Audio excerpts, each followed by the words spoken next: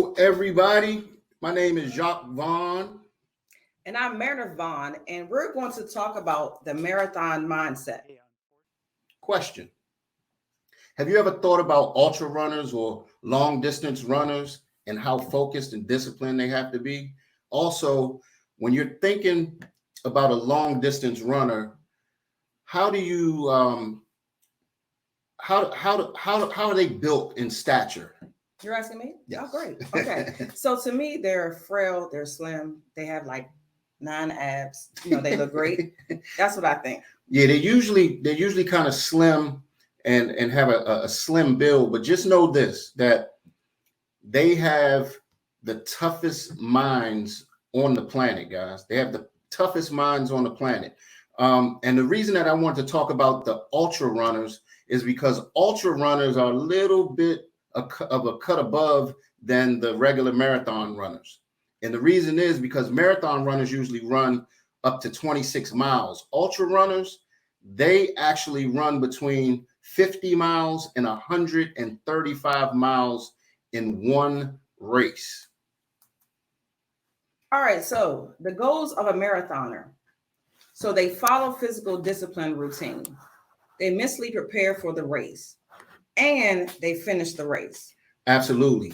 Every time I've in doing my research, what I've noticed is that marathon runners usually, or they like to look at, it's really them against themselves, and they have to be mentally prepared, where they have to make a decision and then decide to go in for the long play. Just like our business, this is the long play, which is an ultra marathon. For us, it's ultra business building. And they really don't care about the time. Their biggest thing is finishing the race. Now, what I want to do is introduce you guys to somebody named David Goggins. His story is incredible. It's an incredible story. So let's take a look at who David Goggins is. And remember that something happened at mile 81. So David Goggins, as a young kid, he was picked on, he was bullied, he got called names, and he decided very early in life that he wanted to be a Navy SEAL, and he wanted to be a badass Navy SEAL at that. So at 47 years old today, he actually is an ex-military legend. Some of the labels that he has is best athlete in the world and the toughest man alive. In his military accomplishments, what he did is he actually he's the only person in the armed forces ever, the only one ever to complete training as a Navy SEAL, an Army Ranger, an Air Force tactical air controller. So that means that he's actually a combination of like G.I. Joe, Rambo, and Maverick from Top Gun, all in the one. Now, after his military accomplishments, he wanted to challenge his mind, his body, and his soul once again. So he started doing some research on what the top endurance sports were. In doing so, he found ultra runner and decided that's what he wanted to do. So what he did is he looked and saw that there was an ultra run coming up, 135-mile run. Now, let's look at the condition that he's in. He wasn't used to running. He was just used to running on his elliptical or his treadmill when he did his workouts every day. So what he did is he contacted the coordinator who set up this race. Luckily for him, they had a tryout coming up in San Diego, which where he was living at the time. And the coordinator told him, said, look, show up, and I can't promise you anything, but show up to this race and see if you can qualify. Now, the thing is, to qualify, you had to run around this 1 mile track 100 times in 24 hours. Yes, 100 miles in 24 hours. And David said, all right, cool. I'm about this life. I'm with it.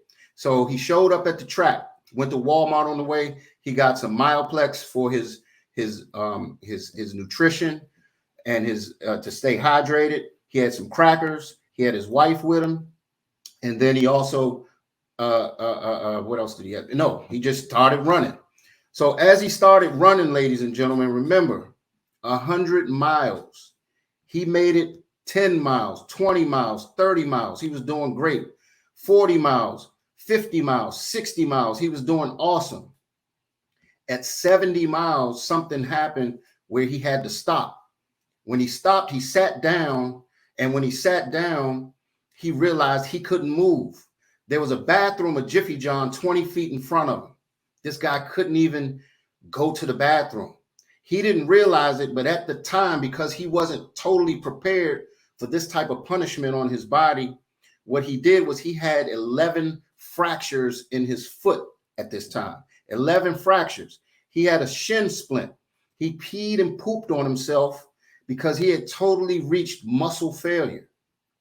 And what happened is he took about an hour just sitting there trying to figure out, how am I going to get up and keep running and finish this race? His wife was like, babe, you don't have to complete the race. You don't have to complete. He said, no, I'm not quitting. He kept saying, I'm not quitting. I'm not quitting. He found enough to start walking again. But when he was used to doing 10 minute miles, now he's at 34 minutes a mile. He walked from mile 70 to 78. And his wife said, you're not going to make it. He says, I am going to make it. I'm not quitting. I'm not quitting. I'm not quitting. So what happened is he reached that 81st mile. That's when he said something happened at mile 81. What happened is, with all his broken bones, with urine and poop all over him, he had never experienced any type of pain like this ever at all in any of his training.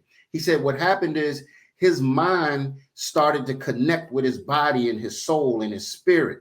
He said his body must have said, look, this guy isn't going to quit. So his mind was like, so we can't quit. So guess what he did? He finished the race.